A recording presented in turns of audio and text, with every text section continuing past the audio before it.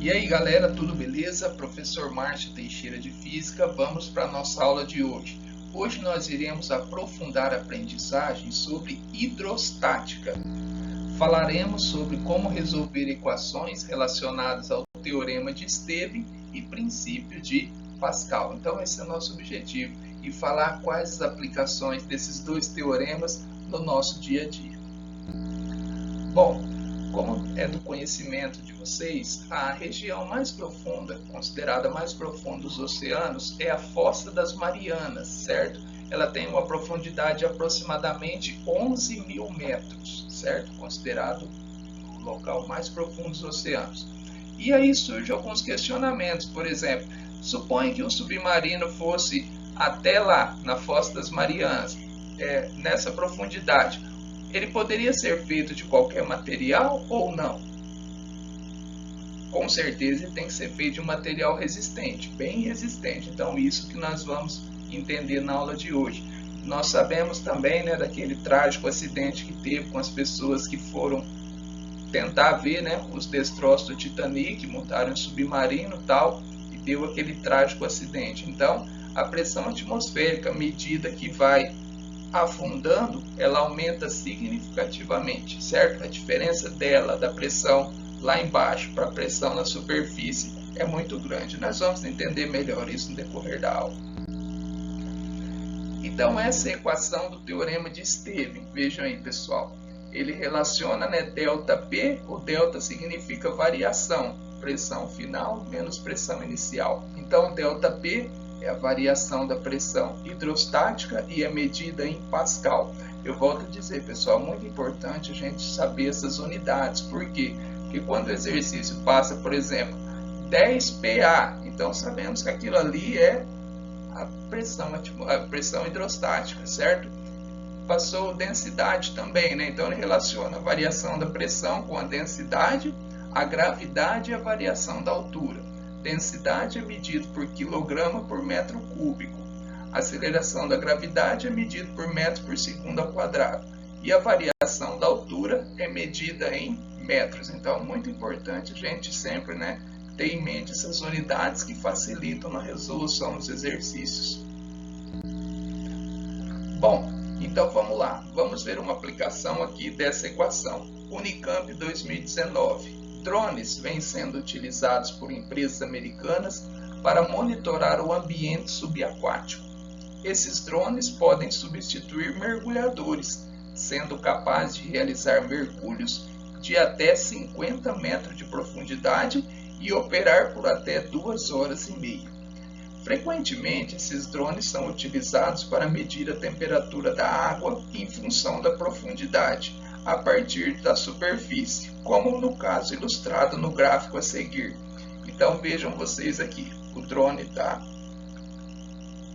na distância zero, ou seja, na superfície, com 19,3 graus. Conforme ele vai afundando, vai ficando uma profundidade maior, vocês podem ver que a temperatura vai diminuindo. Então conforme a pessoa, no caso, vai aprofundando mais, vai afundando mais no oceano, a temperatura vai caindo. Então vejam aqui que 19 graus, de 19,3, 19 graus, ele estava a uma distância de 7 metros, certo? Quando ele estava em 7 metros era 19 graus. Bom, e aí ele fala, considere que a densidade da água é 1000 kg por metro cúbico e constante para todas as profundidades medidas pelo drone. Qual é a diferença de pressão hidrostática entre a superfície e uma profundidade para a qual a temperatura da água é 19 graus? Lembrem lá, vimos no slide anterior que quando a temperatura era 19 graus, a profundidade era 7, certo? Então a altura é 7. A variação da pressão, o teorema de Esteves, depende da densidade. Temos a densidade que é 1000. Depende também da gravidade. Temos aqui que vale 10. E depende da altura. 19 graus, a altura era 7. Então basta nós multiplicarmos esses três números. Olha lá.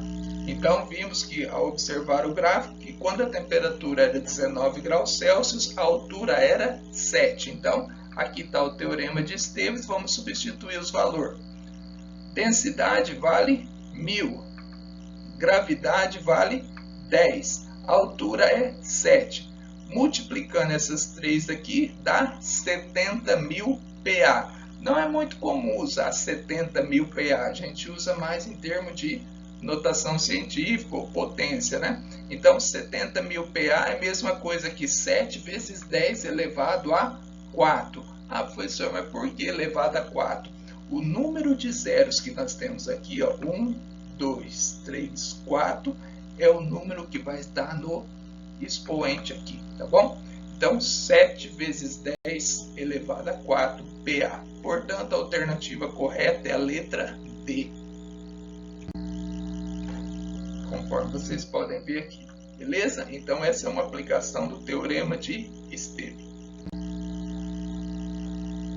Agora, na sequência, vamos falar sobre um pouco o princípio de Pascal. O que é isso daí?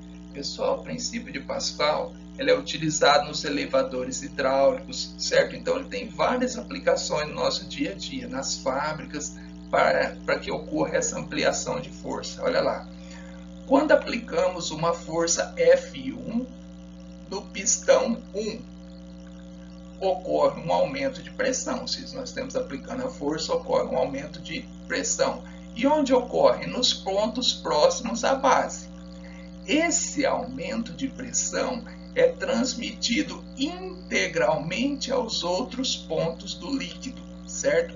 Então, olha aí, o aumento de pressão é transmitido integralmente aos outros pontos do líquido, de acordo com o princípio de Pascal. Então, o pistão, a base 2, também sofre um acréscimo de pressão. E se ele sofre um acréscimo de pressão, sofre também uma força F2.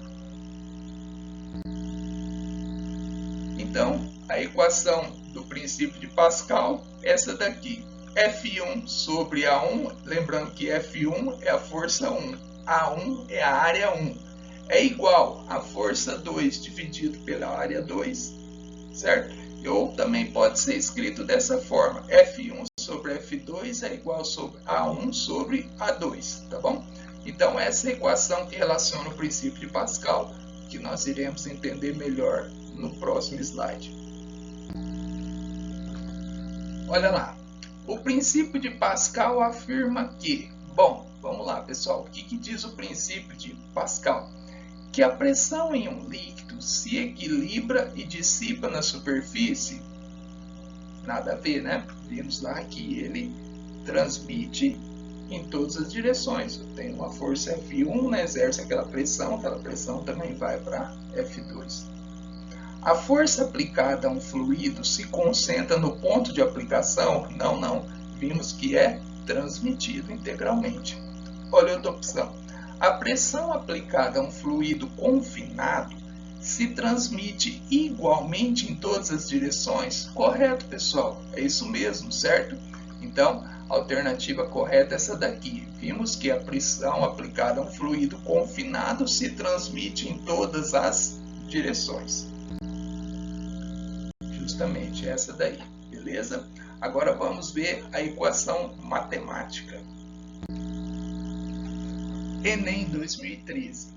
Para oferecer acessibilidade aos portadores de dificuldade de locomoção, é utilizado em ônibus e automóveis o elevador hidráulico.